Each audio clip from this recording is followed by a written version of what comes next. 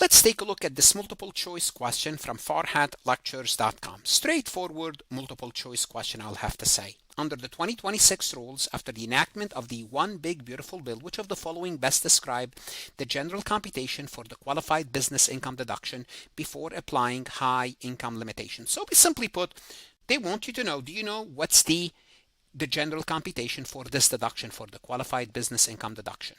Is it the greater of 20% of qualified business income or 20% of the modified income, the lesser of 20% of the qualified business income or 20% of the modified taxable income, 20% of adjusted gross income reduced by capital gain?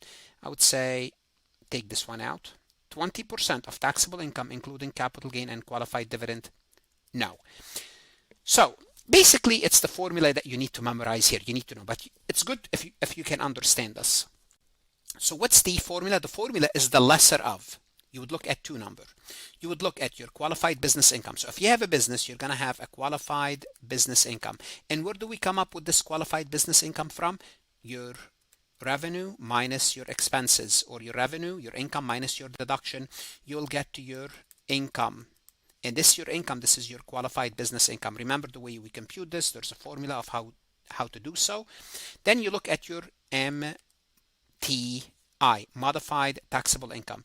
Remember your modified taxable income, what you have to do is basically your adjusted gross income, then you have to take out of it any qualified dividend or long-term capital gains, and you find your MTI. Then you multiply this by 20% and this by 20%, and you take the lesser of these two.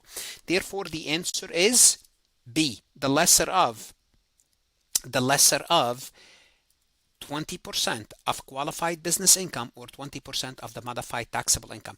Now keep in mind, first of all, between A and B, it's not the greater, it's the lesser. You need to know this. It's the lesser of these two, not the greater. The government's trying to reduce your deduction, not make it higher. That's one thing. That's why you would, between A and B, you would eliminate A.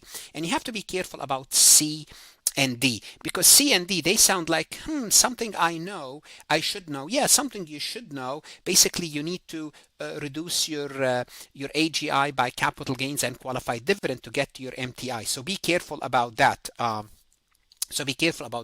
And remember, it's not based on your AGI. That's the other thing. Once you said 20% of adjusted gross income, no, it's a qualified business income or modified taxable income. So it has nothing to do with AGI. I mean, AGI helps you get there, but it has nothing to do with that. It has nothing to do with that.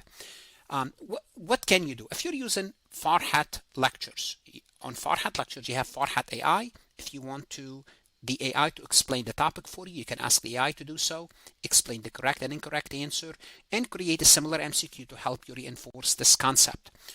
Now, we're not done yet. This is the beginning of this. What we need to do next is look at the other limitations. So in this session, we only worked on one limitation. We have two other limitations that applies to high income taxpayers, and the third limitation that applies to certain type of businesses, SSTBs. This is what we will discuss in the next session. But what should you do now? Go to Farhat Lectures, look at additional lectures, resources, MCQs, AI, video simulation. Whether you are a student or a CPA exam candidate, the best investment you can make is invest in yourself, and God bless. Want to see more CPA exam multiple choice questions solved step by step?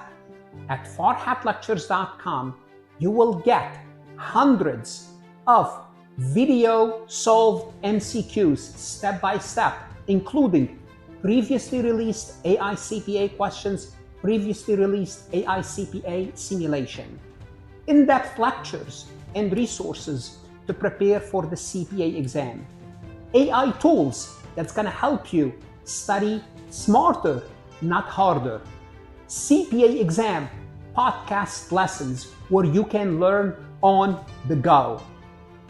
And also you will get the personal guidance of support of Farhat and his team. If you are serious about passing the CPA exam, this is your next step. Visit the website farhatlectures.com, start your free trial, and I hope to see you on the website.